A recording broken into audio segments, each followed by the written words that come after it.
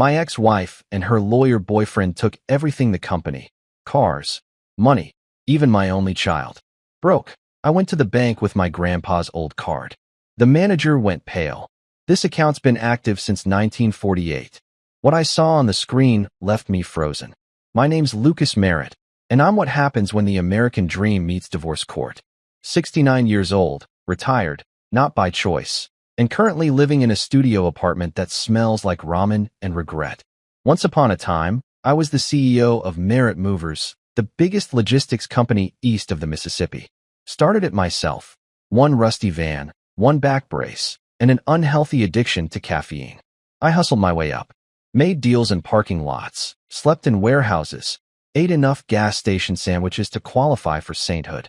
By the time I turned 55, I had a fleet of trucks, an empire, and a wife who treated matching outfits as a sign of love. That was Clara, my ex-wife. Back then, she'd look at me like I'd hung the moon, or at least like I'd financed it. She'd say, "Lucas, you're gonna make it big someday." And she was right. Just didn't mention she'd stick around only until big came with commas. Once the money started rolling in, Clara upgraded faster than an iPhone. New hair, new friends, new attitude, and eventually a new man. His name? Julian Ward. The kind of lawyer who tans year-round and probably keeps his conscience in a lockbox. He showed up at one of our company charity galas. I remember because he introduced himself by saying, "You look taller on Forbes." That should have been my first clue. Within 6 months, Clara was volunteering at his firm. Within a year, she was filing for divorce. When I say she took everything, I mean everything. The house, the cars, the yacht she claimed made her seasick, all gone. The company we built together? Gone. Even my golf clubs, which she couldn't tell a putter from a plunger, disappeared. The judge looked me in the eye and said, "Mr. Merritt, you're left with 50% of the assets." Which apparently translates to 50% of nothing. But the real sucker punch? She took Caleb, our son, my boy, my pride, my disappointment. Clara fed him lies like vitamins. Your dad's unstable. Your dad's reckless. Your dad needs help. Okay, yes, I once threw a golf club through the TV when the Lakers blew a 25-point lead, but that was self-defense against heartbreak. You don't live through the Kobe years and come out emotionally balanced. So, after 3 decades of sweat equity and Sunday dinners, I ended up here, in a glorified shoebox of an apartment with flickering lights, creaky floors, and a landlord named Tito who thinks Wi-Fi is a government conspiracy. Tito's the kind of guy who smokes cigars the size of carrots and calls everyone chief. Every time I remind him the ceiling leaks, he squints like I'm describing advanced physics. It's part of the charm, he says. Charm? Buddy, if mold counts as charm, then this place is the Eiffel Tower of fungi. My furniture consists of one sagging couch, a coffee table that used to be a door, and a TV that gets more static than channels. Dinner? Usually ramen, sometimes cold pizza, always paired with existential dread. The fridge hums like it's plotting against me. The nights are the worst. You'd think at 69 I'd be used to silence, but when you've spent decades in boardrooms, surrounded by people begging for your approval, quiet feels like punishment. I'd stare at my ceiling, or rather, the patch of ceiling that hadn't yet collapsed, and think, is this what they mean by full circle? Because it felt like I'd gone from loading boxes in a van to being the box. My son stopped calling after the divorce. The last text he sent me said, "Mom says you need help." I wanted to reply, "Yeah," from a priest and a flamethrower, but figured it wouldn't help my case. The thing about losing everything is, you start to notice the small stuff. Like how your neighbor's dog never stops barking, or how the guy downstairs blasts EDM at 3 a.m. like he's auditioning for Coachella. That guy's name is Earl, retired bus driver, 73, wears tank tops year-round and calls me moneybags, even though my wallet's emptier than his beer can collection. Earl's the closest thing I have to a friend these days. Every morning he knocks on my door with 2 coffees from the gas station and unsolicited wisdom like, "Don't marry a woman who uses your Netflix profile." One night, after my 3rd straight dinner of noodles and regret, I found myself flipping through an old Merritt Movers binder I'd somehow kept. I don't know why. Nostalgia, masochism, or boredom. Between faded invoices and company Christmas photos, a green envelope slipped out. It was worn, sealed with old wax, and had my grandfather's name, Henry Merritt, scrawled in perfect cursive. Grandpa Henry was a legend. The man once drove cross-country during a blizzard just to deliver a piano. He started his own delivery service back in the 1940s. Didn't make it big, but he made it honest. When he died, he left me his pocket watch, a leather journal, and a lecture about protecting what matters. I assumed that was just his Depression-era way of saying, "Save your money, idiot." I opened the envelope. Inside was a yellowed note and an old bank card, the kind with no chip, no logo, just First National Trust embossed in fading letters. The note read, "For emergency use only. HM." I stared at it for a good 5 minutes. Emergency use only, huh? Well, Grandpa, if ramen dinners and emotional ruin don't qualify, I don't know what does. I laughed out loud, that weird, half-sane kind of laugh that echoes off the walls and makes your neighbors reconsider their life choices. Still, curiosity is a powerful drug. The next morning, I showered, shaved badly, and put on my least wrinkled shirt, the one that still smelled faintly of courtroom despair. I grabbed the old bank card and took a bus downtown to First National Trust, figuring maybe I'd find enough in there for groceries. $50 would have felt like Christmas. The teller, a young woman with pink hair and a nose ring, gave me that cautious smile people reserve for senior citizens who might forget where they are mid-sentence. I handed her the card. "Can you check the balance on this account?" She typed, frowned, typed again, and then called for her manager. That's never a good sign. Out came Mr. Lowell, thin, balding, looked like he broke out in hives at the word conflict. He glanced at the card, blinked twice, and said, "Sir, this account has been active since 1948. I squinted. Yeah, Grandpa opened it. He typed a few more things, then his face went pale. "Sir, you might want to sit down." My heart started doing jumping jacks. Why? Did the account bounce? He turned the screen toward me, and there it was, a number so big it looked fake.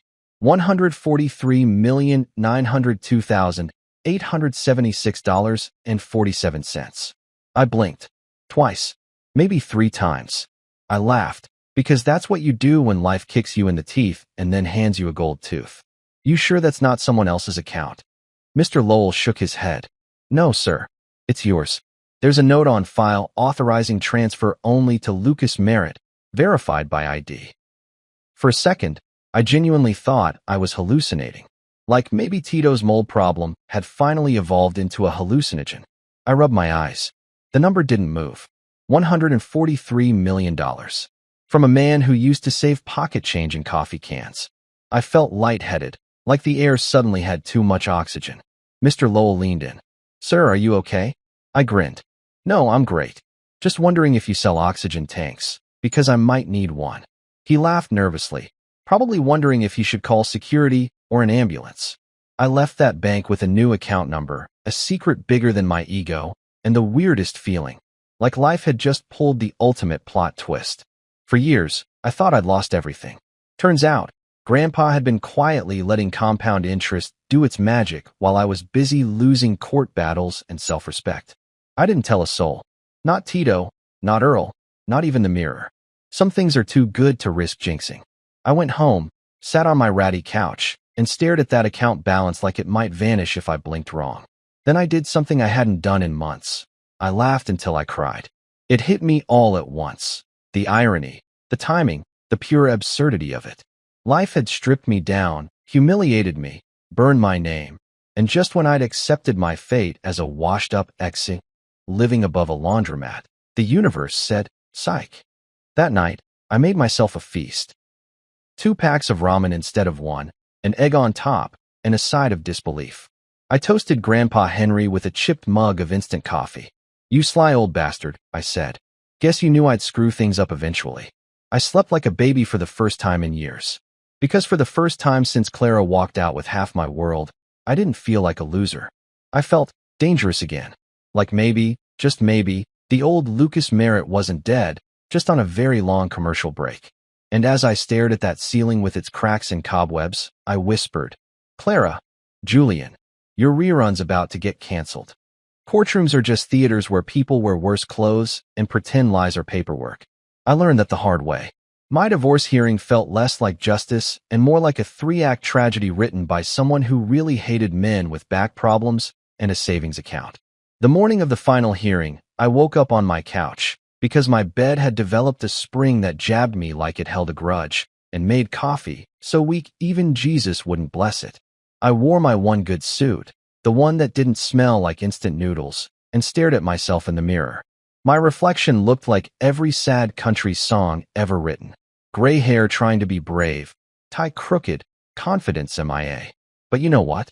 I still straightened my shoulders and said, let's go get publicly humiliated.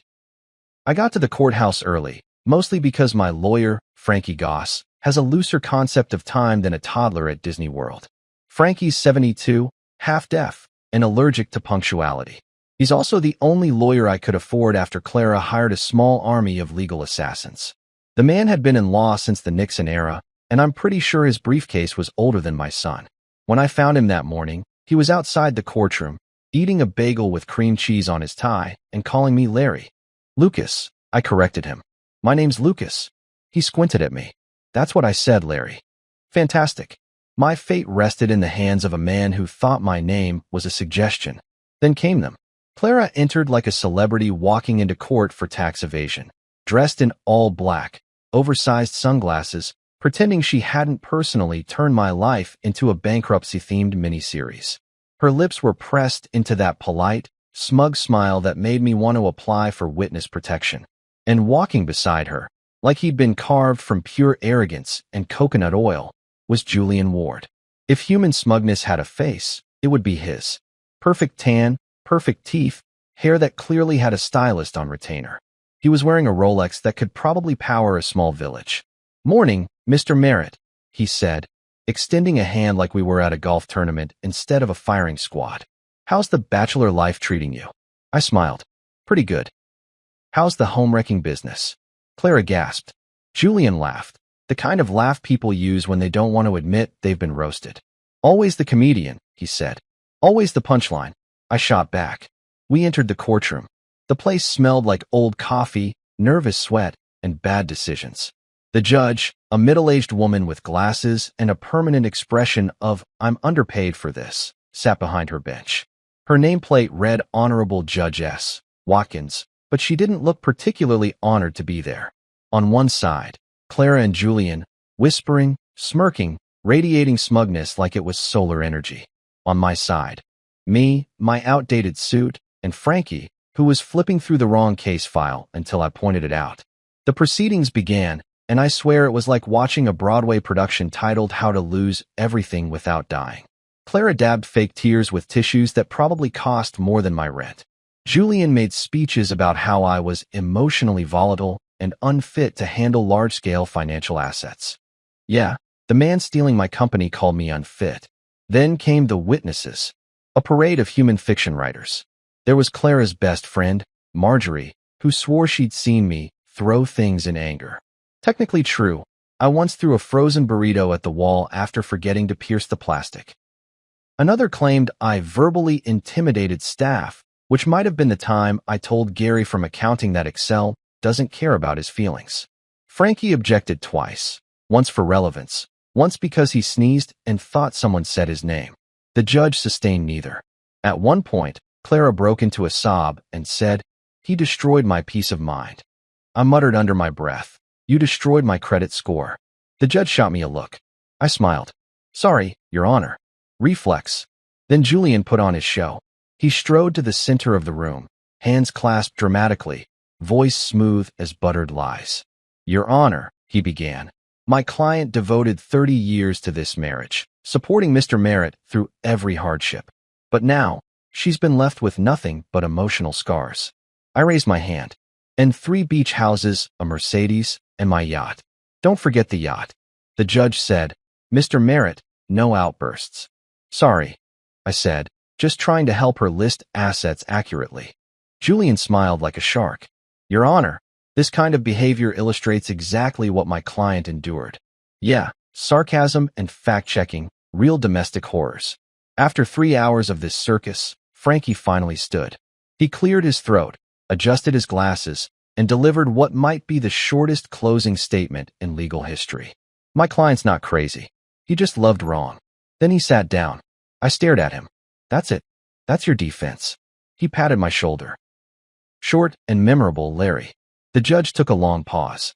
She scribbled something, adjusted her glasses, and said words that should have come with a defibrillator.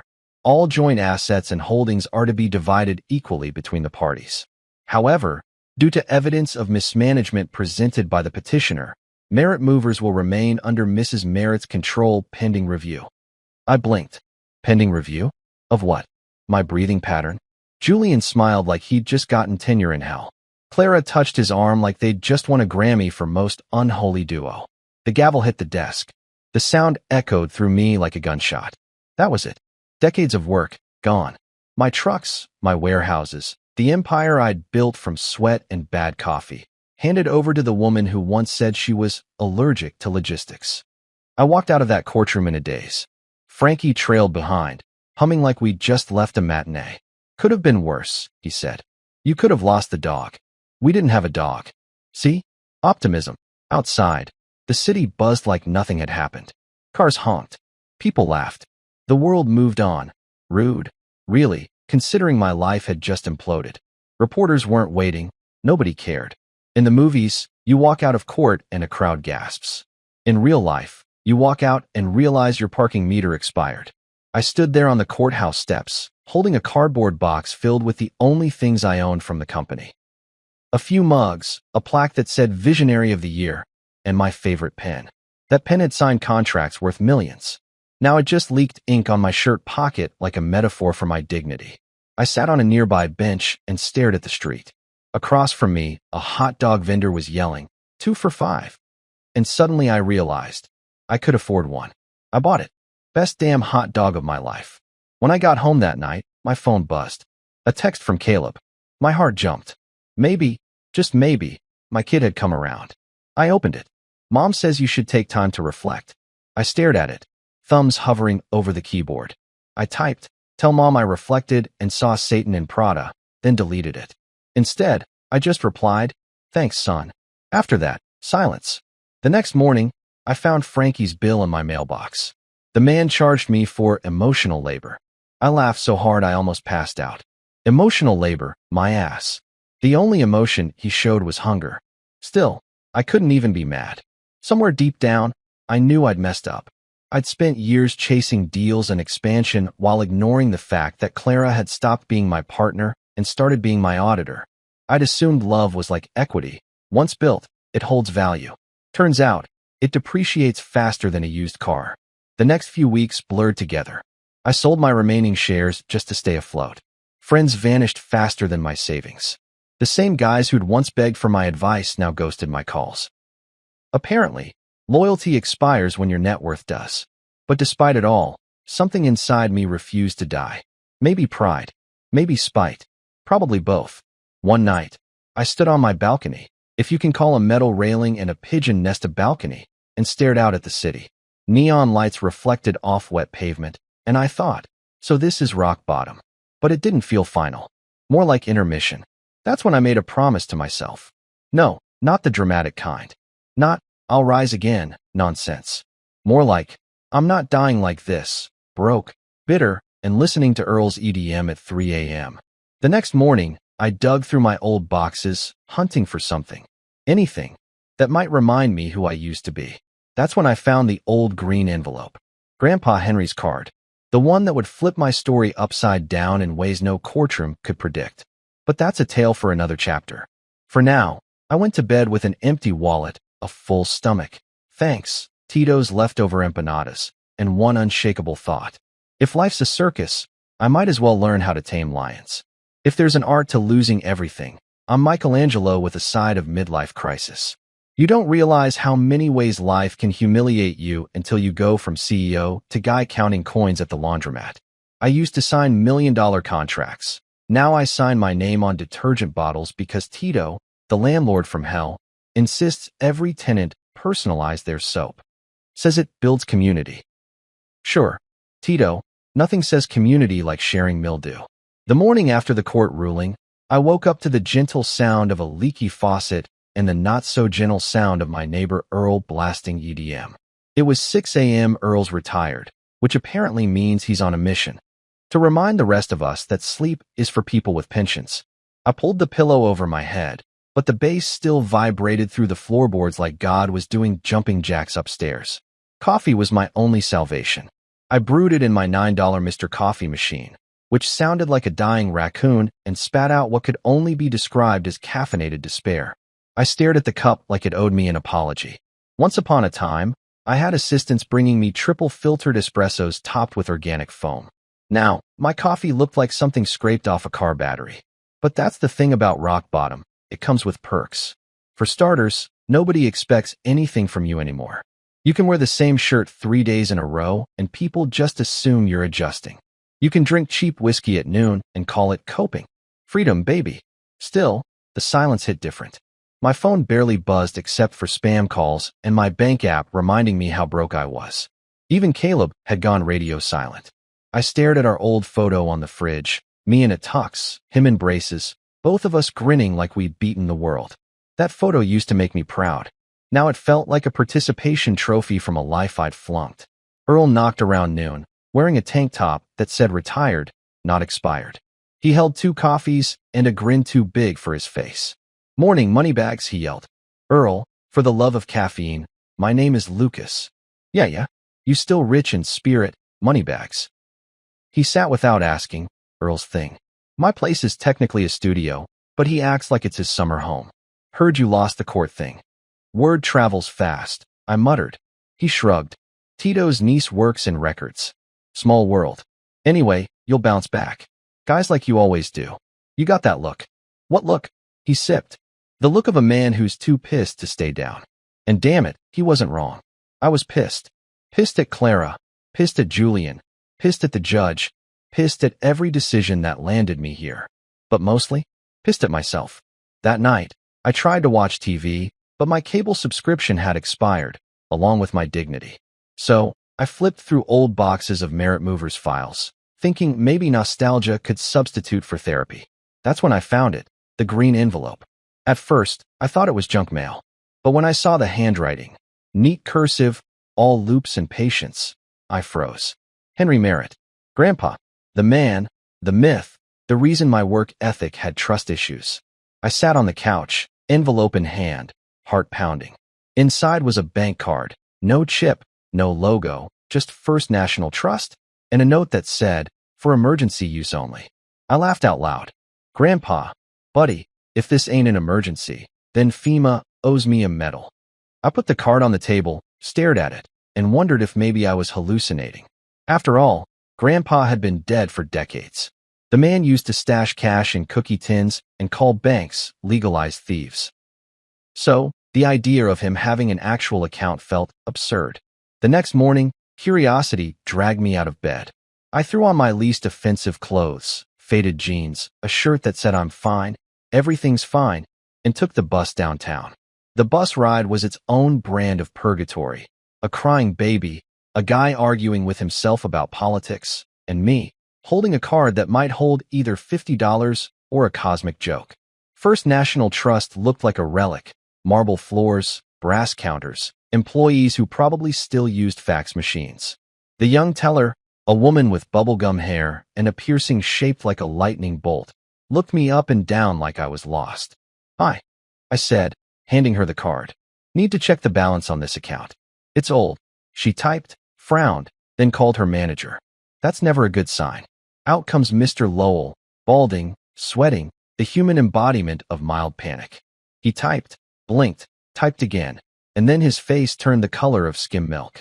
"Sir," he said, voice trembling, "this account's been active since 1948. "Yeah, my granddad opened it," I said. "Old school guy. Probably a couple bucks in there. Maybe enough for lunch." He rotated the monitor toward me. My eyes landed on the number. $143,902,876.47. I thought I'd misread it. I leaned closer. Nope. Still there. Still absurd. Still mine. Lowell asked if I needed medical assistance. I laughed so hard the security guard started inching closer. No, I'm fine. Just wondering if y'all validate parking for people who suddenly need therapy." He handed me an envelope, a letter sealed with wax, my grandpa's initials stamped on the back. "This was in our records. It's addressed to you." My hands shook as I opened it. Inside, Grandpa's neat handwriting. If you're reading this, Lucas, life's probably kicked you where it hurts. I built this account after my business partner betrayed me. Remember, real wealth isn't what's flaunted, it's what's hidden for the right person at the right time. If you got this, you're that person. Don't waste it. I must have looked insane, laughing, crying, muttering to myself like a preacher at a slot machine. I thanked the man, stumbled out of the bank, and stood on the sidewalk, squinting at the sun like it was too bright for my new tax bracket. For the first time in years, I felt alive. Not young, let's not get dramatic, but alive. Like someone had injected purpose straight into my bloodstream. I didn't tell a soul. Not Earl, not Tito, not even Caleb, especially not Caleb. I went home, locked the door, and poured myself the cheapest whiskey in the cabinet. I raised my glass to the ceiling and said, "Well played, Grandpa. You magnificent paranoid bastard." The next few days were a blur of disbelief and paranoia. I checked the account 3 times, convinced it'd vanish like a dream. But it was real. So was the power humming beneath it. I spent an afternoon writing lists. What to do, what not to do. Do. Hire a financial advisor. Don't. Buy a Ferrari out of spite. Do. Get revenge legally. Don't. Text Clara, guess who's rich again, sweetheart. I took the bus again, because irony's my co-pilot, and found a small financial consultancy above a pizza shop. That's where I met Wes Kramer. Mid-40s, quiet, wore cardigans like they were armor. He used to manage hedge funds before he got tired of yacht people. His words, not mine. He listened to my story without blinking, then said, "You don't need a financial planner, Mr. Merritt. You need stealth." That line stuck with me. Stealth. Because if there's one thing life taught me, it's that revenge works best when it looks like retirement. Wes helped me open offshore accounts, trusts, and entities so complex even the IRS would need Google Maps to find them. He was discreet, efficient, and allergic to gossip. Within 2 weeks, my fortune was safer than a nun at a poker table. Meanwhile, I kept up appearances, wore wrinkled shirts, still took the bus, still bought 2-for-1 ramen like a man on food stamps. I even let Earl think I was applying for a janitor job. Character building, I told him. But inside, the fire was back. Clara and Julian thought they'd buried me.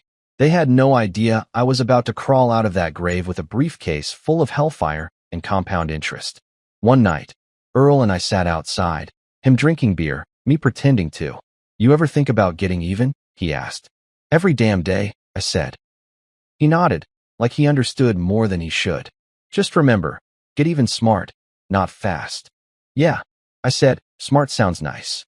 But my version of smart was about to redefine patience.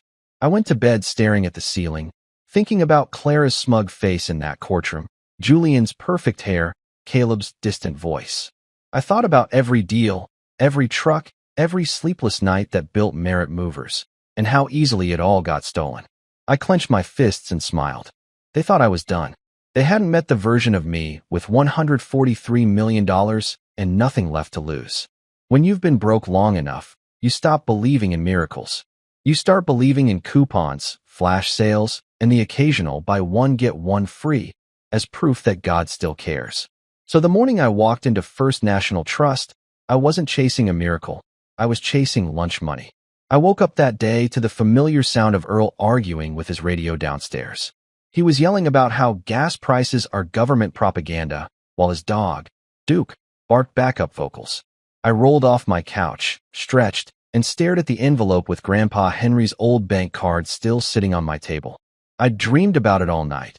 The kind of dream where you wake up rich and then realize you're still wearing socks with holes in them. "All right, Henry," I muttered, brushing my teeth with tap water that tasted like rust and irony. "Let's see if your idea of an emergency covers ramen shortages." I threw on my one decent shirt, the blue one that smelled faintly of courtroom anxiety, and a jacket 2 sizes too big. I looked like a man going to ask for a loan he wouldn't get. My reflection in the mirror said, "You've lost your mind." I said back, "Buddy, that train left years ago." The bus ride downtown was its own therapy session. A toddler kicked my shin rhythmically, an old lady talked to her purse, and the driver hummed like he was paid per vibration. I sat there clutching that green envelope like it held the last thread of my dignity. I figured maybe there'd be $50 in the account. Enough for decent groceries. Maybe a steak if the universe was feeling generous. First National Trust was one of those banks that still smelled like cigars and old money. Polished floors, brass fixtures, and paintings of men who probably yelled at servants for sport. I half expected someone to stop me at the door and say, "Sorry, sir, we don't cash emotional baggage here." A young teller with pink hair and the facial expression of someone spiritually done with customer service asked, "How can I help you today?" I slid the card across the counter. "Need to check the balance on this. Might be expired, kind of vintage." She scanned it, frowned, tapped a few keys, then frowned harder. That's weird." She called her manager like I'd handed her a live grenade. Enter Mr. Lowell. Mid-50s, bald, sweating, and radiating middle management anxiety. He adjusted his tie so many times I thought it might file for a restraining order. "Sir," he said, glancing at the card, "this account hasn't been accessed since 1948. I blinked. Yeah, my grandfather opened it. Probably has a couple bucks in it. Enough for a sandwich and a good cry. He typed something, froze, then looked at me like I'd just told him I was the ghost of Elvis. "Sir, are you aware this account's been accruing compound interest, uninterrupted, for 75 years? I squinted. "You mean it's still alive?" He turned the monitor toward me. There, glowing like divine intervention, was the balance. $143,902,876.47. For a moment, I thought I'd misread. Maybe I was seeing decimals where commas should be. I blinked. Still there. Still absurd. Still mine. Lowell cleared his throat. "Are you feeling all right?" "Define all right," I said. "Because if this is a prank, I'm about to throw hands with Jesus." The poor guy stammered. "It's real, sir. The account was set up under Henry Merritt and Beneficiaries Trust. You're the sole heir." I started laughing, that kind of unhinged laugh that makes security guards shift uncomfortably. People turned to stare. Someone whispered, "He's lost it." Correct. I'd lost it and found $143 million in the same hour. Lowell produced another envelope sealed with wax. Inside was a letter in Grandpa Henry's sharp handwriting. "If you're reading this, life probably kicked you in the teeth. Don't panic." I left this so one Merritt could fail spectacularly and still have a fighting chance. Real wealth isn't loud, it's patient. Spend it wisely, not proudly. I stood there, misty-eyed and grinning like a lunatic. "Grandpa Henry, you glorious, cryptic genius." Lowell leaned forward nervously. "Would you like to make a withdrawal?" "Yeah," I said. $50. His jaw dropped. $50. Yup. Don't want to spook the IRS. He processed the transaction with the delicacy of a man defusing a bomb. I signed the slip, pocketed a crisp 50, and walked out like I'd just robbed Fort Knox using charm alone. Outside, the city never looked brighter. The sunlight hit me like caffeine. People rushed past, glued to their phones, oblivious that a broke old man had just joined the secret billionaires club. I wanted to shout, "I'm rich," but figured that'd end with a mugging and a headline that said local idiot becomes rich, immediately dies. I found the nearest diner, the kind that's been around since Elvis had hips, and ordered everything I hadn't been able to afford for months. Pancakes, bacon, eggs, and orange juice that didn't come from concentrate. The waitress, Patty, looked at me like she wasn't buying my sudden optimism. "What's the occasion, sugar?" "Miracle," I said. "Just had one." "Well," she said, pouring coffee, "you better tip better than the last guy who said that." I did. I left her a 20, and she nearly dropped the pot. "You sure about that?" "Lady," I said, grinning. I've never been more unsure in my life. By the time I got home, the ramen packets on my counter looked insulted. I stared at them, shook my head, and said, "You're retired now." Then I sat on my couch and let the reality wash over me. I had money. No, I had power. But power without a plan is just fireworks, flashy, noisy, and gone too soon. I needed to be smart. The kind of smart that makes your enemies underestimate you. That's when I found Wes Kramer. He came highly recommended by a friend of a friend who'd once worked with billionaires but preferred clients who still had souls. His office was above a pizza shop, which screamed low profile and possibly rat problem, but I liked that about him already. Wes was mid-40s, wore glasses that made him look like a librarian who knew 5 ways to hide a fortune. He listened while I told him everything. Clara, Julian, the courtroom circus, the betrayal, the ramen. He didn't blink once. When I finished, he said, You don't need a financial advisor, Mr. Merritt. You need an invisibility cloak. I raised an eyebrow. You got one in Excel? He smiled. We'll make one. Within days, Wes had set up shell companies, offshore trusts, and investments so discreet they could hide from God himself. Every move was clean, legal, and quiet. He made me sign documents I didn't understand but sounded cool, things like blind LLC holdings and non-revocable trusts. He was basically building me a fortress out of paperwork. You can't let anyone know, he said.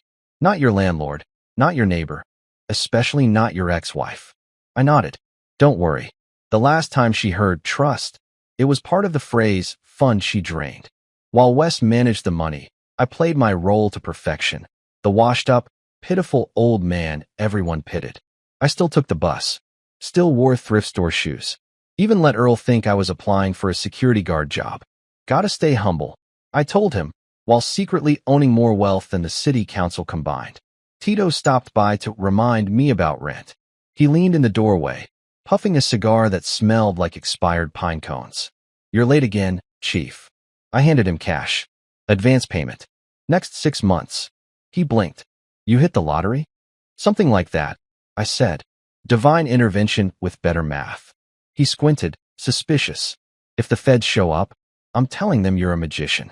Fair, I said. Just tell them my trick involves compound interest. After he left, I opened Grandpa's letter again. His words burned brighter the second time. Spend it wisely, not proudly. That line hit me like a sermon.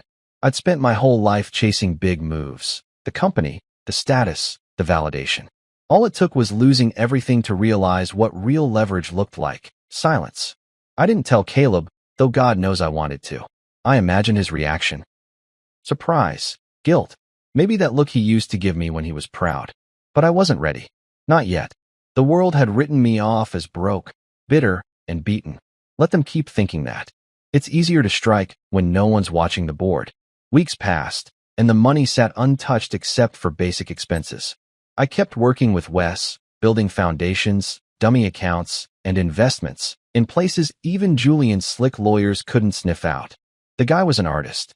By the end of it, I could have funded a small nation or bought the Lakers, if I ever forgave them. Every night, I'd sit on my balcony, cheap whiskey in hand, staring at the skyline. It looked different now. Not intimidating, inviting. The city wasn't just a maze of glass and greed anymore. It was a chessboard, and I finally had my pieces back. I thought about Clara's smug grin, Julian's cologne-soaked confidence, the judge's bored eyes. I thought about the day they took everything, and how poetic it'd be when I took it back.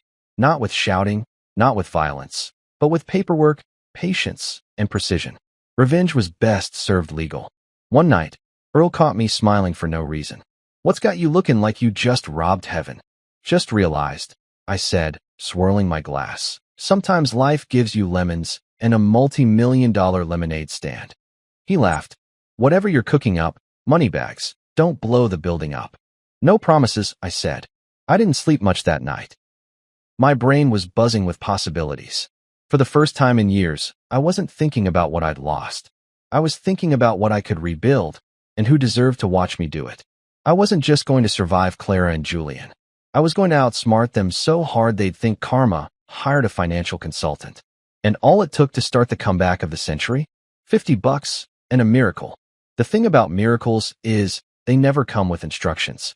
You get hit with one, and suddenly you're sitting in your roach-sized apartment with $143 million in your bank account, eating leftover pizza and wondering if you're morally obligated to start wearing fancier socks.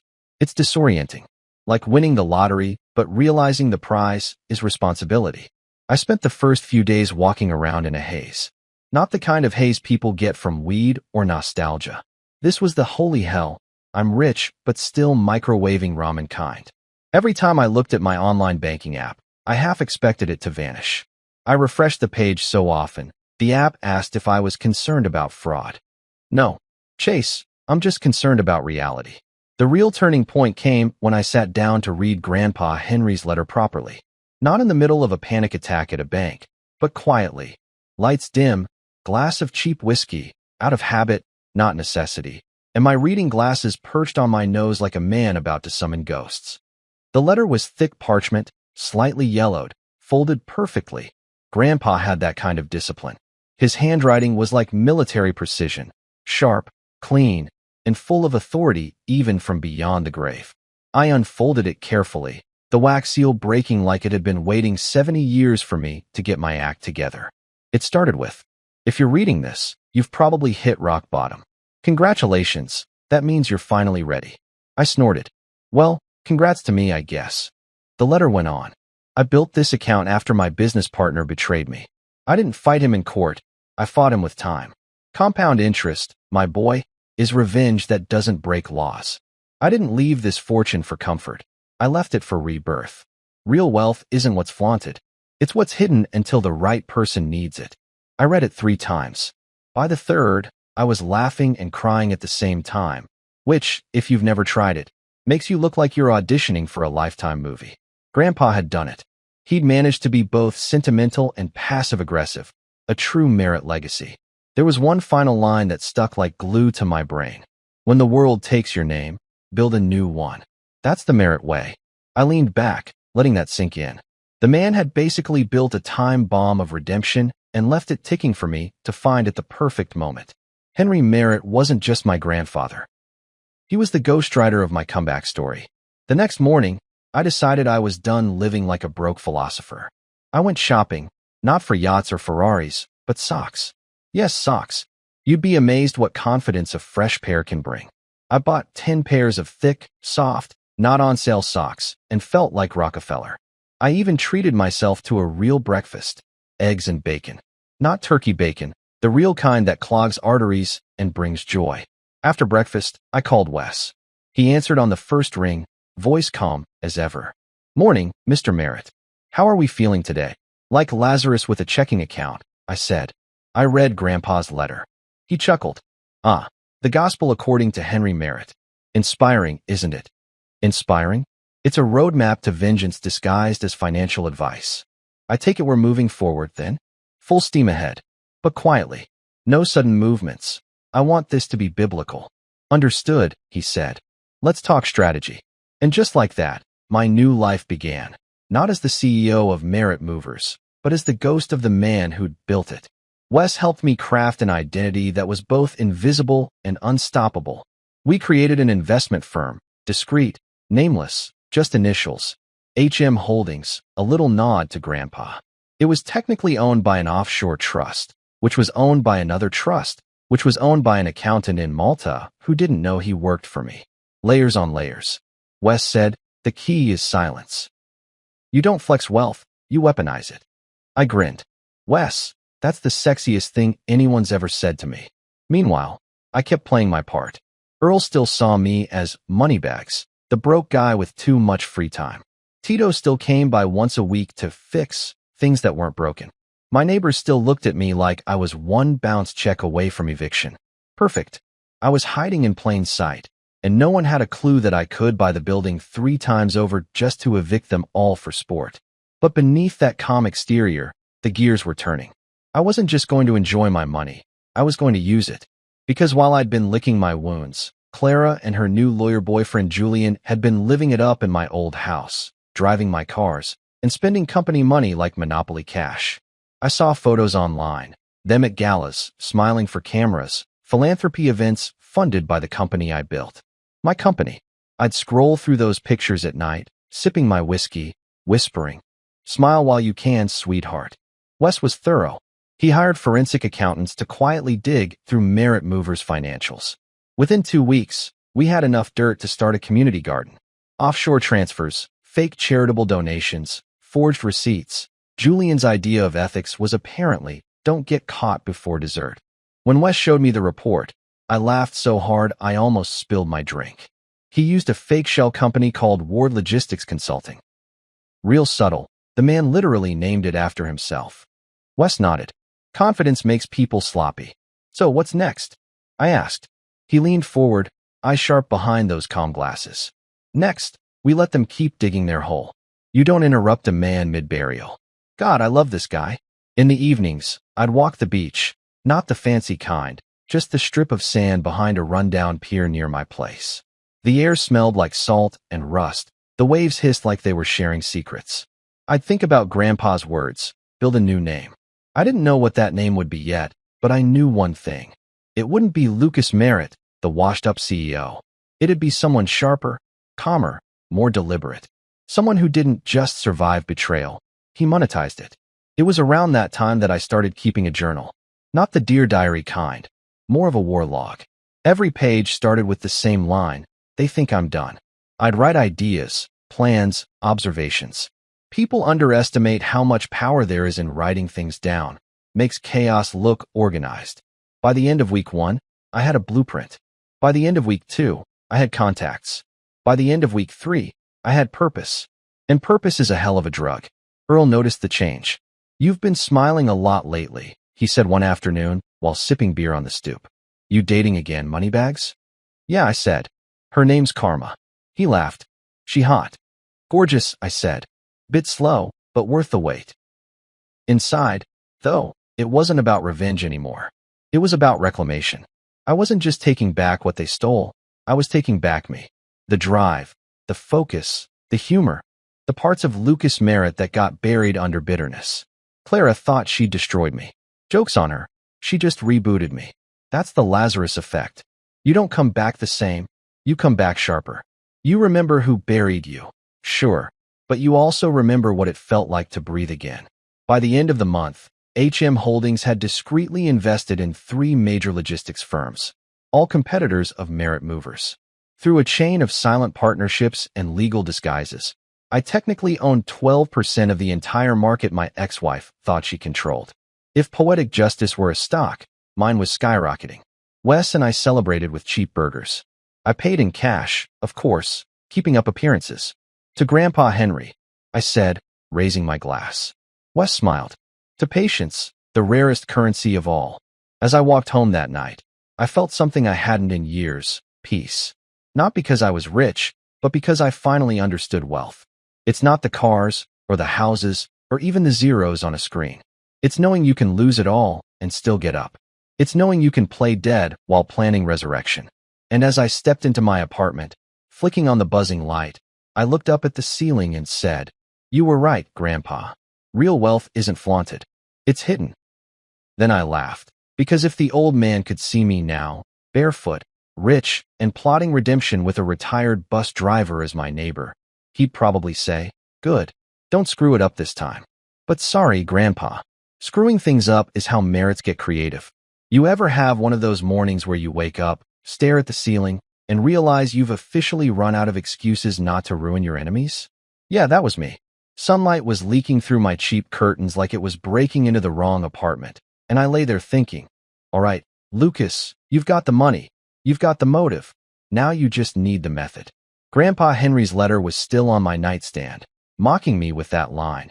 Real wealth isn't flaunted, it's hidden for the right person at the right time. Well, Henry, the right time, had a name, date, and a smug lawyer named Julian Ward. So, I did what any rational, secretly rich old man would do. I made coffee strong enough to dissolve guilt and started Googling best revenge strategies that won't lead to prison. Turns out, there's a fine line between justice and a Netflix documentary. I needed someone who knew that line by heart. Enter Patricia Hollings, Pat, to her friends, Your Honor, to people she eviscerated professionally. She used to be a prosecutor until she realized private practice paid better and came with nicer shoes. Her reputation? Legendary. Rumor had it she once cross-examined a man into confessing he wasn't even guilty. Wes set up the meeting. She's brilliant, he said, but she doesn't do pity cases. Good, I said. I'm not pitiful. I'm vengeful with better credit now. Her office was in a downtown high-rise that smelled like ambition and disinfectant. When she walked in, I almost stood out of habit. Mid-40s, sharp suit, sharper eyes, looked like she filed restraining orders against emotions. She shook my hand like it was a contract. So, Mr. Merritt, she said, taking a seat. You want revenge. I prefer the word justice. But with confetti. She smirked. And you want it legal. Preferably. My golf swing's not what it used to be, so homicide's off the table. Good. Let's talk strategy. She listened to everything. Clara, Julian, the court fiasco, the forged financials, the whole tragic sitcom that was my life. When I finished, she leaned back, eyes glinting. Julian Ward. I know that name. He's been skating on technicalities for years. Can you make him trip? She smiled slowly. Mr. Merritt, I don't make them trip. I move the finish line. For the first time in months, I felt the faint hum of hope, the kind that buzzes right before chaos becomes art. Pat took on the case pro bono for strategic satisfaction. Translation. She hated people like Julian for sport. Within days, my tiny apartment became a war room. Pat brought in a team. Forensic accountants who spoke fluent fraud, digital investigators who could resurrect deleted emails, and a paralegal named Nia Cruz, 20-something, sharp-tongued, wore hoodies that said things like, I object. Nia set up shop at my rickety table, 3 laptops open. Mr. Merritt, she said, typing faster than a caffeine-addicted pianist. You sure you want to see all this? It's ugly. I lived through a 25-year marriage with Clara, I said. My tolerance for ugly's Olympic level. Turns out, Julian had more skeletons than a Halloween outlet. Offshore accounts. Fake injury claims. Even a charity that supposedly provided legal aid to widows. Except the widows' signatures were forged, and the aid went straight to a condo in Miami. Pat's eyes gleamed like she'd just discovered buried treasure. Beautiful, she whispered. This is career-ending. Meanwhile, I perfected my cover act. I kept dressing like a man one bounce check away from despair. Took the bus. Bought discount groceries. Even complained loudly about inflation at the bodega so the locals would keep underestimating me. Every time someone said, poor Mr. Merritt, I'd smile and think, yes, please, keep thinking that. Pat's plan unfolded like a heist movie. Step 1, gather evidence. Step 2, leak just enough to the right people to get Julian nervous. Step 3, let him expose himself trying to cover it up. And oh, did he panic beautifully. Within a week, his firm quietly moved money between consulting branches. By week 2, one of his junior partners mysteriously resigned. By week 3, we had him boxed in like a raccoon in a trash can. Pat briefed me over coffee at a diner, the same one where I'd once tipped Patty $20 for pancakes. You ready for the fun part? She asked. Fun? Lady, I'm 70 years old. My idea of fun is a chair that doesn't squeak.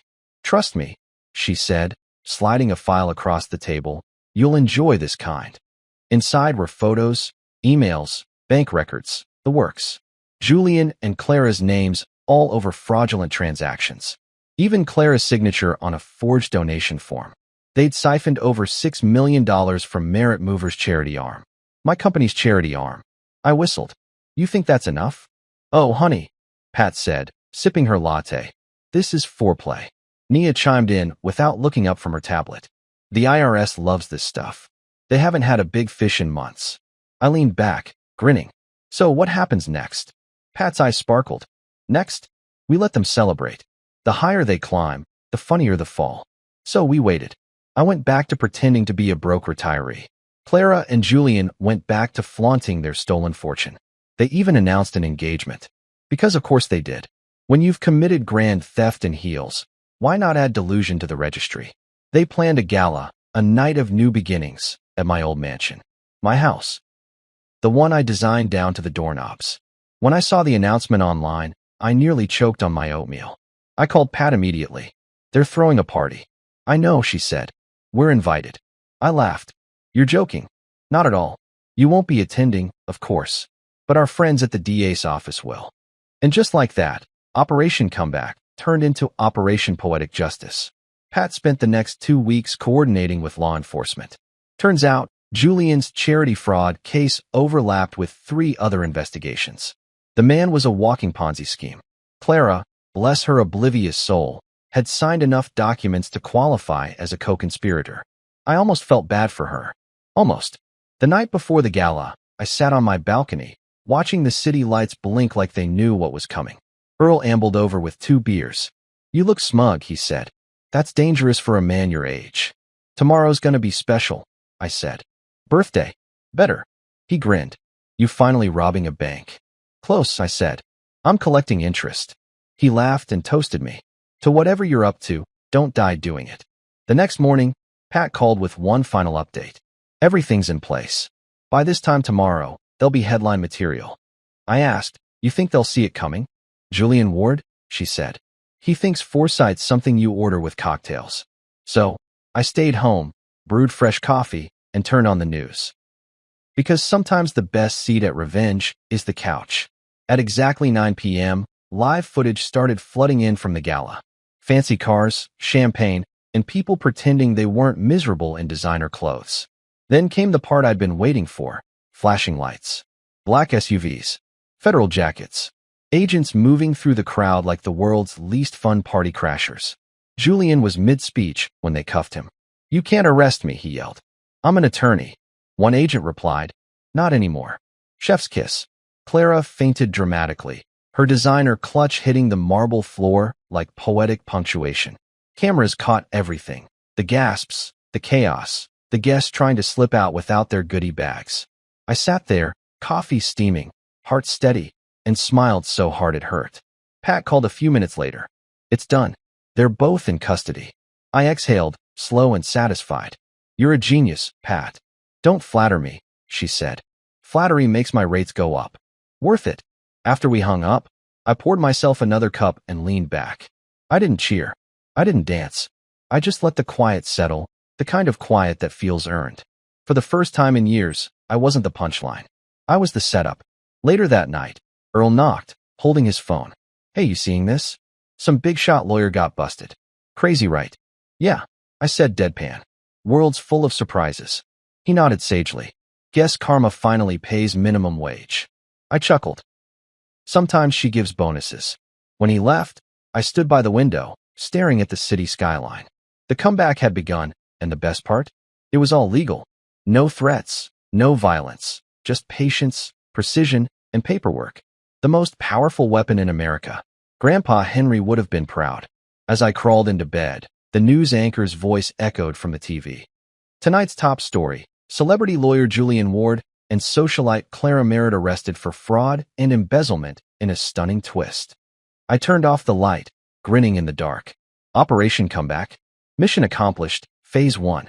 If Revenge had a soundtrack, mine would have been a jazz remix of Another One Bites the Dust.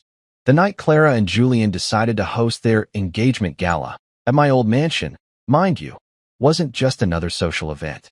It was a cinematic masterpiece waiting for its third act twist. And spoiler alert, I wrote the twist. You have to picture it. My house, their house, sitting smugly on Hillcrest Drive. 3 floors of glass, marble, and bad karma. I'd built that place to impress governors and scare tax accountants. But tonight it was crawling with influencers, fake smiles, and champagne that probably cost more than my first truck.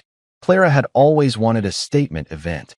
Turns out, her statement would be delivered by the FBI. I wasn't there in person. Oh no, I had class and bail anxiety. Instead, I was stationed in my apartment, pajamas on, snacks ready, TV tuned to Channel 9, which had a live segment on the social event of the season. That's when you know karma's on your side, when the media decides to broadcast your ex's downfall in HD. Pat Hollings had done her magic. For weeks, her team gathered evidence, looped in the district attorney, and made sure every federal branch with a badge and a grudge got an invite. When the time came, the warrant stack was thicker than Julian's ego. All I had to do was sit back and let poetic justice RSVP itself. I'll admit, part of me felt nervous. Not guilt nervous, just the kind of nervous you get when you've spent years being the punchline and are finally about to see the joke flipped. I kept refreshing social media like a teenage gossip addict. Hashtags were already trending. Hashtag Clara and Julian. Hashtag Hillcrest Hearts. Hashtag Power Couple Goals. I almost felt bad for how fast those hashtags were about to age. Almost. At 8:47 p.m., the first live clip aired. The reporter, some overly excited woman in sequins, stood outside my old iron gate. We're here at the stunning Hillcrest estate where the newly engaged Julian Ward and Clara Merritt are celebrating their love with what's being called the Gala of the Year. I snorted. Try the arrest of the decade, sweetheart. Inside, guests were sipping champagne and pretending they weren't just there for free food and Instagram content. Julian, of course, was in a white tux because subtlety had filed for divorce. Clara glowed like a chandelier, diamond earrings, smug smile, and probably a heart rate that still thought. She'd won. Back at HQ, also known as my couch, I had front row seats to the world's fanciest downfall. Pat texted me, showtime. At 9 o'clock sharp, timing so perfect it could have been scripted, the first black SUV rolled up. Then another. Then three more. The camera caught the confusion. Security guards fumbling, valets dropping keys, and one guest whispering. Is this part of the entertainment? Oh, it was entertainment, all right. Agents in dark suits marched through the gates like they'd rehearsed it. The reporter outside nearly screamed with excitement. Breaking news. Federal authorities appear to be entering the venue. Inside, the band stopped mid-song. Guests froze mid-selfie. Julian, mid-toast, was holding up a glass of Dom Perignon, grinning like a man whose Google search history would soon become public record. An agent approached him. Julian Ward? Julian smirked. That depends who's asking. Special Agent Dawes, FBI. You're under arrest for wire fraud, tax evasion, and embezzlement. The crowd gasped like a telenovela audience. Clara laughed nervously, because that's what narcissists do when they run out of explanations. This must be a mistake, she said. We're philanthropists. Dawes raised an eyebrow. Sure, you've been very generous, with other people's money. I nearly spilled my popcorn. Julian tried to bluff his way out, shouting, You can't arrest me. I'm an attorney. The agent replied, Not anymore. Chef's kiss. I wanted that line on a t-shirt. Clara started crying, mascara streaking down her perfect face. Someone caught it all on camera. Within minutes, the clip hit Twitter. I didn't have to refresh. The internet did it for me. Hashtag Power Couple Goals had been replaced by hashtag Fraudanfiance. Meanwhile, Pat Hollings called me. Her voice was pure calm. They're in custody. You sure it's real? I asked, half laughing, half crying. Oh, it's real. Julian tried to invoke attorney-client privilege while they cuffed him. The agent said, Lady's not your client anymore. She's your co-defendant. I actually had to put the phone down to laugh. News anchors went ballistic. Sources confirmed that federal agents seized computers, financial documents, and luxury vehicles from the Hillcrest estate. Every detail was a symphony. They even confiscated the Champagne Tower, which felt symbolic. I called Earl downstairs. Turn on Channel 9. Why? You'll see. 30 seconds later, I heard him yell through the floor. Holy hell, that's your ex-wife. Correction, I said. That's my ex-problem. He came running up, beer in hand. You did this, didn't you? Me? No. I'm just an innocent retiree enjoying some light federal programming. Earl grinned, shaking his head. Remind me never to piss you off. By 9:30, the live feed showed Clara being escorted out in handcuffs, still trying to explain herself to a reporter. This is a misunderstanding, Julian said. Yeah, sure he did. Julian also said, trust me. And look where that got you. The reporters swarmed like vultures at a buffet. One shouted, Mrs. Merritt, any comment? She screamed, it's ex-Mrs. Merritt. The agent next to her muttered, yeah, not for long. I had to pause the TV because I was laughing too hard. Back at the mansion, guests were bolting for the doors. One man tried sneaking out with a shrimp cocktail. An agent confiscated it. Even the band packed up mid-song, which felt oddly poetic. By the time the SUVs drove off, Clara's perfect world had turned into a police-escorted parade. The final shot before the feed cut was her face pressed against the window, pale as guilt itself. Pat called again. All assets are frozen. Every account, every property. She's going to wake up tomorrow with a toothbrush, a lawyer, and an existential crisis. I let out a long breath. Feels final. It's not, Pat said. This is just the arrest. The trial comes next. I grinned. Then I'll bring popcorn and closure. That night, I poured myself a glass of whiskey, not the cheap kind, the bottle I'd been saving since the divorce, and sat by the window. The city lights blinked like applause. Somewhere out there, Clara was sitting in a holding cell, wondering how the universe had flipped so fast. And Julian?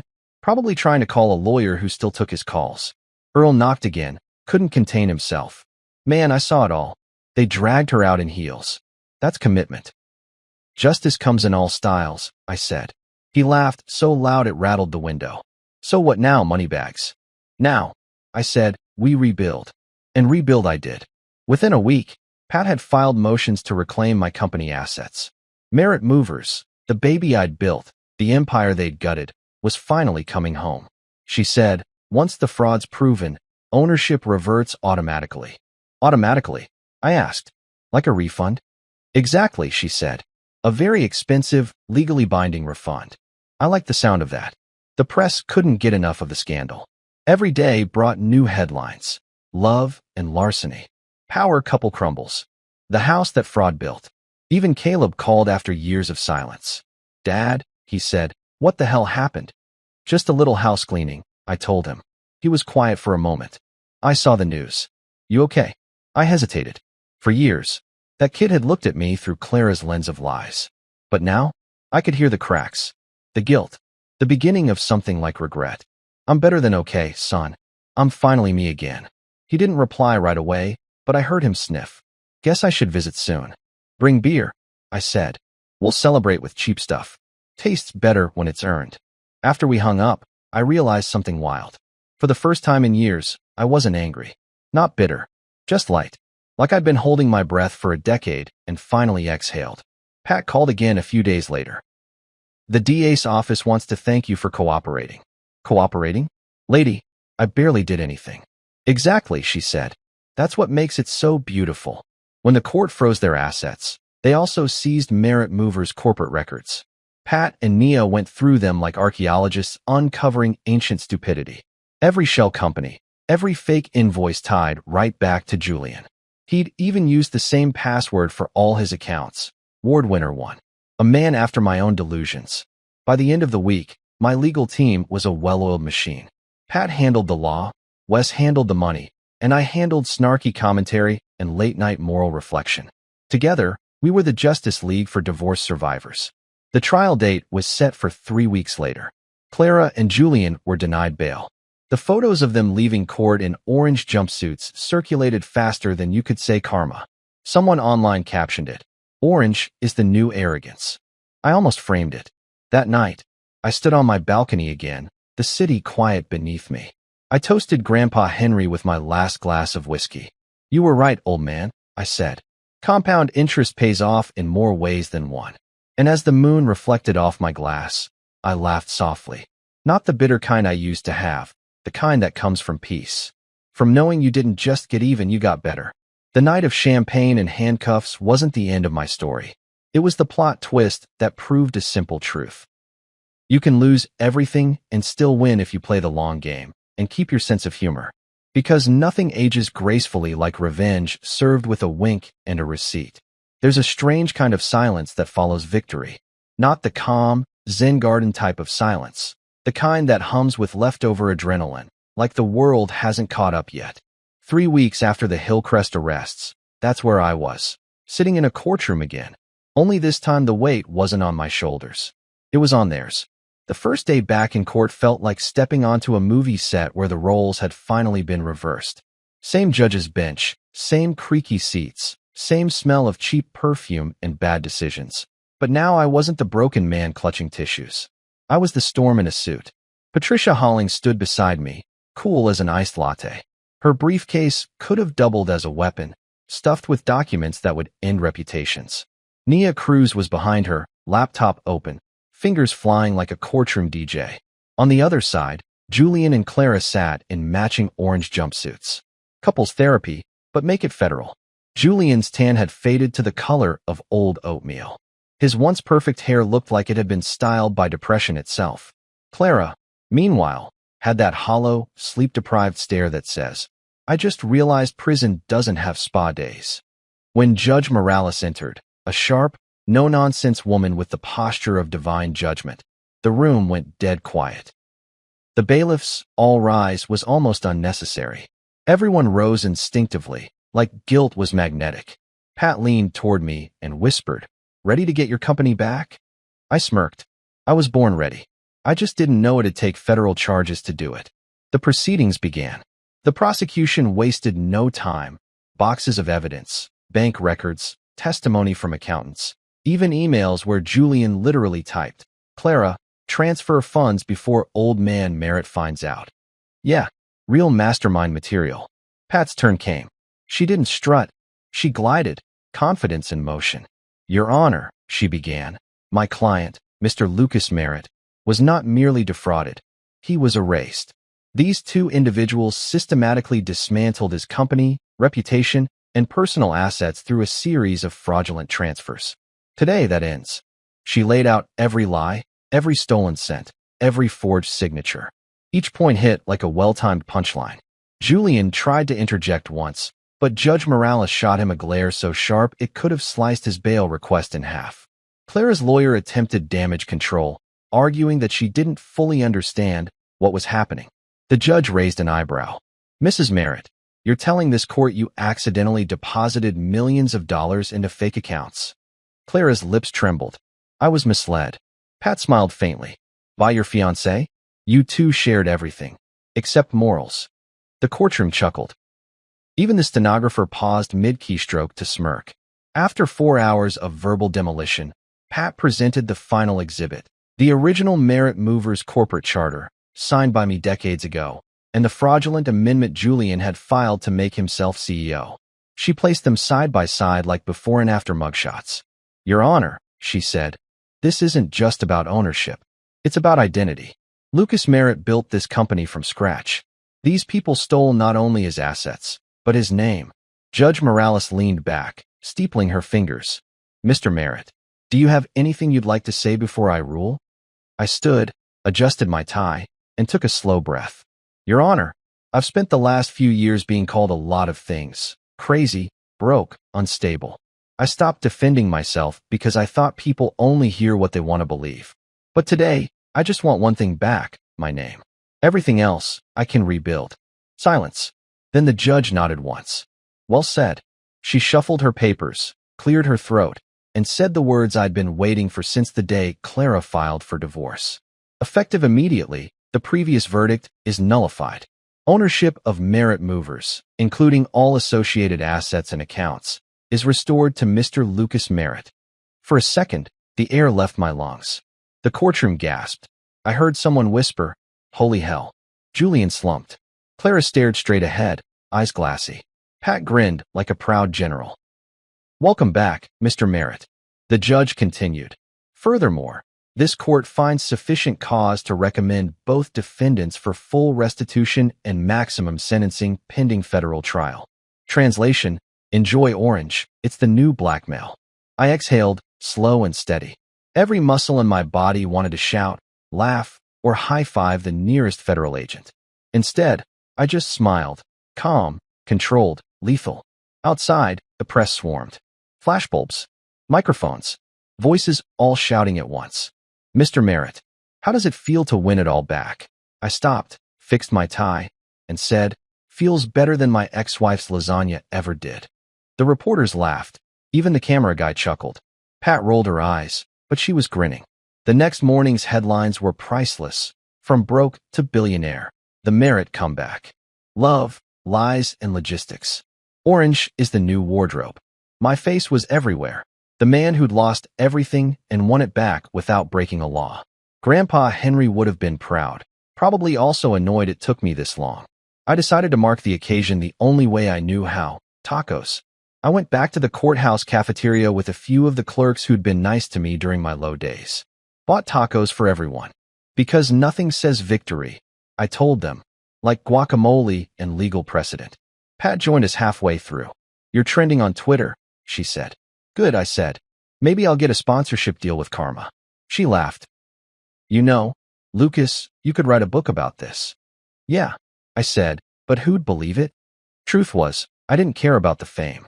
I didn't even care about the company, not the way I used to. What mattered was that my name, the thing they tried to destroy, now stood taller than ever. Merritt Movers was more than trucks and balance sheets. It was a symbol, proof that integrity might bend, but it doesn't break. Within a week, I was back in the company's office. The same glass tower I once built, now covered in dust and bad management. When I walked in, the receptionist nearly fainted. Mr. Merritt? I thought. Rumors of my demise, I said, were greatly exaggerated. The staff gathered in the lobby, whispering, curious. I stood on the same marble floor where Clara and Julian once strutted and said, we've been through hell. Time to rebuild. Not with greed, not with fear, with pride. Let's remind this city who we are. Applause. Actual, honest applause. I hadn't heard that sound in years. Later that night, I sat in my new old office, the one they'd turned into a storage room, and looked out at the skyline. The city shimmered like an apology. I poured myself coffee, the real kind, no more instant tragedy in a cup, and whispered, "We're back, Henry." Every damn inch. But the victory didn't feel like vengeance. It felt like balance. Like the universe had quietly straightened a picture frame. A week later, I got a letter from Caleb. Handwritten. The kid had his mother's handwriting, but my sarcasm. It said, "Dad, I don't know how to say this right. I'm sorry for believing everything she said. I should have called sooner. I'm proud of you. Maybe we can grab dinner." I stared at it for a long time. You spend so many years wanting payback that you forget what forgiveness looks like. That letter hit harder than the verdict. I called him immediately. "Dinner sounds good, kid. Just don't expect me to pay if you order lobster." He laughed, the first real laugh between us in a decade. The next Sunday, we met at a small grill near the marina. Caleb looked older, calmer. He hugged me awkwardly, the way grown sons do when they realize their dads aren't invincible but still somehow survive the apocalypse. "Mom's in jail," he said, half whispering, like it was still unbelievable. "I know," I said. "She'll be fine." Orange brings out her eyes. He tried not to laugh, failed. "You never change, huh?" "Oh, I've changed," I said, smiling. "I just did it my way." Over burgers and beer, we talked, really talked. About life, mistakes, the business, even basketball. For once, no guilt, no tension. Just two merits finding the middle ground between past and peace. When the bill came, he grabbed it. "My treat, Dad." I grinned. See? Miracles still happen. Later that night, walking along the pier, I realized the circle was complete. I'd lost everything: love, pride, reputation, and got it all back cleaner. The name Merritt meant something again. Not wealth, not power, but resilience. As I watched the waves hit the docks, I pulled out my phone and scrolled through a photo of Grandpa Henry. "You were right," I said softly. "Real wealth isn't flaunted. It's built to last." And this time, I wasn't just reclaiming my name. I was living up to it.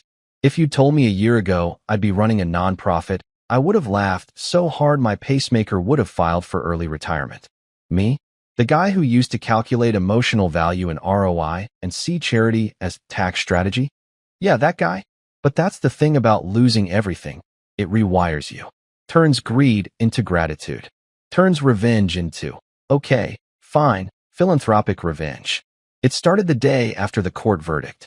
I was back in my office at Merritt Movers, pretending to look productive, when Pat walked in, heels clicking like punctuation. "So," she said, dropping a stack of folders on my desk. "What's next for you, Mr. Redemption Arc?" I leaned back in my chair, smirking. I was thinking of writing a book. How to lose a marriage, a company, and still afford breakfast. She rolled her eyes. "Cute. But seriously, you've got money, power, a restored name. What are you going to do with it?" That question stuck like a splinter. I'd spent years climbing, fighting, clawing for control, and now that I had it back, I didn't know what to do with my hands. That night, I went home, poured a glass of bourbon, and opened Grandpa Henry's letter again. My eyes went straight to that one line. Don't waste pain. Invest it. Invest it. By morning, I had a plan. I called Wes first. "I want to start something," I said. "Something that helps people like me. Folks who got blindsided in divorce court, swindled by lawyers, chewed up by the system." He hummed thoughtfully. "So a foundation?" "Exactly. The Henry Merritt Foundation. Named after the man who left me both wisdom and 143 million reasons to do better." Wes chuckled. "Catchy. What's the mission?" "Simple. To make sure people like Clara and Julian never get away with this kind of crap again." "Ah," he said. "So not just charity. Retribution with paperwork." "Exactly," I said, grinning. "Justice, but make it tax deductible." Within a month, the foundation was official. I hired Pat as the legal director. She said she didn't do charity work, but I reminded her it came with a massive litigation budget and the chance to ruin sleazy lawyers legally. That sealed the deal. Nia came on as head of investigations. She showed up to her first day in a hoodie that said trust issues. I told her she was overdressed. Our first office wasn't fancy, just a floor in one of my smaller warehouses. But it buzzed with energy. Walls covered in case files, coffee cups everywhere, and a whiteboard that said in bold letters, "Karma equals compound interest." We started small, one case at a time. Our first client was a retired teacher named Mrs. Donnelly. Sweet woman, 70s. The kind of person who still sent handwritten thank you notes. Her ex-husband's lawyer had manipulated her into signing away her pension under complex financial clauses. Translation: legal theft. Pat took one look at the case and said, "I could win this in my sleep." "Good," I said, "because I plan to film it and use it as our first commercial." We took the case, and 2 weeks later, the lawyer in question retired suddenly. We won full restitution for Mrs. Donnelly. She cried. I pretended I didn't. Word spread fast. Next came a single mom who'd lost her house in a bogus property dispute, then a mechanic whose wife's attorney faked documents. Before long, we were flooded with calls. People wanted justice and free coffee, which we also provided. The media caught on, of course. Headlines popped up. Divorce victims find a hero in Merritt. From CEO to advocate, the man who fought back. Someone on Twitter called me the divorce avenger. I wasn't sure if that made me a hero or a cautionary tale, but I'll admit, it looked good on a mug. Meanwhile, the old Merritt Movers board tried crawling back. A few of them, the ones who'd sided with Clara and Julian, showed up uninvited. "Lucas," one of them said, all smiles, "great to see you back on top. We knew you'd bounce back." I leaned forward across the conference table. "Did you, Jim? Because last I checked, you voted to replace me with the guy who turned my company into a money laundering drive-through." He chuckled awkwardly. "Water under the bridge." "Funny," I said. "I sold the bridge. They didn't come back. At home, I found peace in small things. The new place wasn't grand, a small modern house by the beach. I'd wake up early, brew real coffee, and watch the sunrise over the waves. It felt human. For decades I'd chased status. Now I chase quiet. And peace, for once, didn't feel like failure. Caleb started visiting every Sunday. He'd show up with a six-pack and that look of cautious hope. We'd grill, watch basketball, talk about everything but the past. One evening, he said, "Dad, Mom's written me. From prison." I sipped my beer. "Let me guess. She's suddenly found religion?" He smiled sadly. "She says she's sorry." I nodded. "Maybe she is. But sorry doesn't pay emotional damages." He laughed. "You'd make a terrible therapist." "Thank you," I said. Eventually, he joined the foundation too. Not as a lawyer, not as a manager, just as a guy who wanted to help. He handled outreach, community events, mentoring programs. Watching him work, I realized something strange. Forgiveness sneaks up on you. It doesn't come from sympathy. It comes from seeing the next generation do better. The foundation grew faster than I expected. Within a year, we had offices in 3 cities, a network of volunteer attorneys, and enough funding to scare a few politicians. Pat even joked about running for office. "If I ever do," she said, "I'm making you my PR manager." "Please don't," I said. "I'm allergic to honesty tests." One day, we got a letter from a woman named Erica. Her husband's attorney had stolen her settlement funds and vanished. It was the same lawyer who'd once worked under Julian Ward. Full circle. Pat read the letter, looked up at me, and said, "Want to handle this one personally?" "Oh, absolutely." We built the case, found the missing attorney, and handed his entire operation to the IRS with a bow on top. Watching the news that night, seeing his office raided, his smug grin replaced with a mugshot, I felt that same electric satisfaction I'd felt the night of Clara's arrest. Revenge? Maybe. But this time it wasn't about me. It was about balance. At our 1-year anniversary gala, we held an event. Not in a mansion, not in a ballroom, but in the same community center where Mrs. Donnelly volunteered. Dozens of clients came, each with their own story. The foundation banner hung behind us, and I gave a speech I didn't rehearse. When I started this journey, I said, I thought revenge was the point. Turns out, restoration is better. Pain's just the tax we pay for growth. And if you pay it long enough, you start earning interest. The crowd laughed, clapped, some even cried. Afterward, an old man came up and shook my hand. "You're doing good work," he said. "Your grandpa would be proud." That one got me. Back at my office later that night, I poured myself a small drink and stared at the photo on my desk. Me, Grandpa Henry, and a truck with the old Merritt Movers logo. Underneath it, a quote he'd written once. "Every man deserves a comeback, but only the wise earn one." I raised my glass. Here's to wisdom, eventually acquired. Earl called that night, his voice booming through the phone. "Saw your face on TV again, Moneybags." You're practically Oprah with better hair. I laughed. I'll take that as a compliment. Seriously, man, he said, you did it. You turned disaster into destiny. Yeah, I said.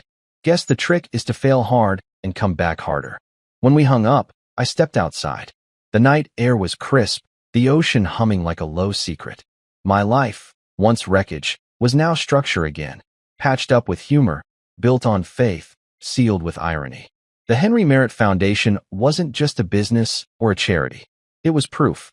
Proof that even after your name's dragged, your heart's broken, and your fortune's stolen, you can rise, rebuild, and do it better. Grandpa had called it wealth that lasts.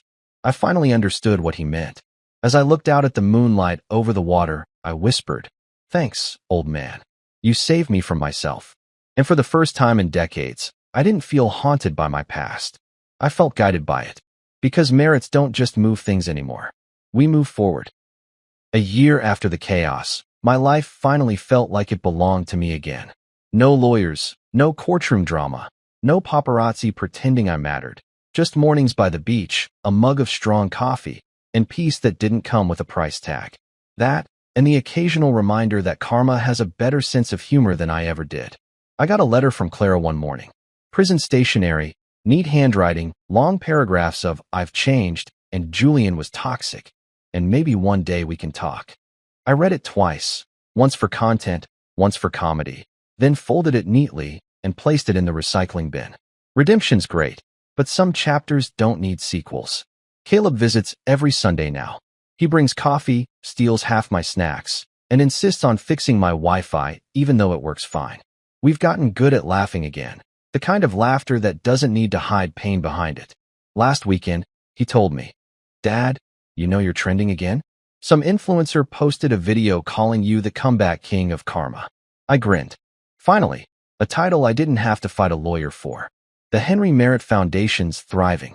Pat runs the legal division like a general with a caffeine addiction, and Nia still scares half our interns, in the best way.